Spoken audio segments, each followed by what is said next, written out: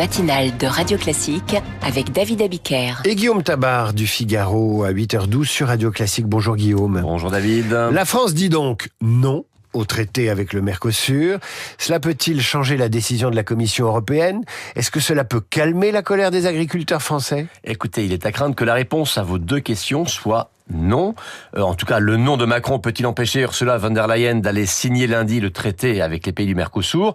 Là, la réponse est clairement négative, car la France n'a pas réussi à constituer une minorité de blocage autour d'elle. Alors, l'histoire n'est pas encore tout à fait finie, car il reste encore à venir un vote au Parlement européen. Mais si ce vote devait être négatif, ce serait en raison de l'équilibre politique au Parlement et pas de la posture de Paris. Ensuite, ce non peut-il calmer les agriculteurs ? Ça, c'est évidemment l'espoir du chef de l'État, mais l'effet n'a rien de garanti, car ce que les éleveurs français vont voir, c'est avant tout que le traité va se mettre en œuvre.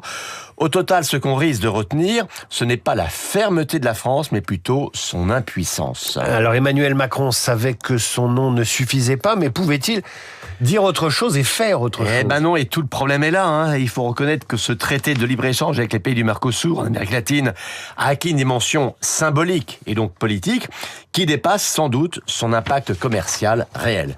Car si l'on en croit Emmanuel Macron, non, ce traité n'offrira pas des débouchés mirifiques aux industries européennes, mais non, il n'est pas non plus le principal problème de l'agriculture française. Au fond, Macron aurait aimé faire comme Giorgia Meloni, à savoir faire un bras de fer pour obtenir des compensations financières. D'ailleurs, c'est ce qu'ils ont obtenu conjointement tous les deux sur la PAC, sur le prix des engrais importés.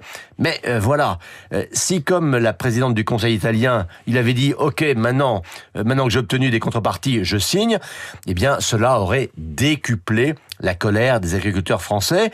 Et dans le climat général de mécontentement qu'il y a dans le pays, disons que ça aurait été dangereux. Et donc c'est pour ça que Macron, l'Européen, a préféré jouer Macron, le souverainiste, ce qui est pour lui un rôle de composition. Y avait-il aussi, en cas de oui au traité, un risque de censure du gouvernement Lecornu ? Ah oui, ça, le risque était réel, car LFI et le RN avaient prévenu qu'en cas de soutien à l'accord, il déposerait une motion de censure. D'ailleurs, même avec le nom de la France, le RN vient d'annoncer qu'il allait en déposer une. Et Bruno Retailleau avait dit aussi que LR pourrait la voter. Alors, qu'aurait fait le PS ? C'était toute la question.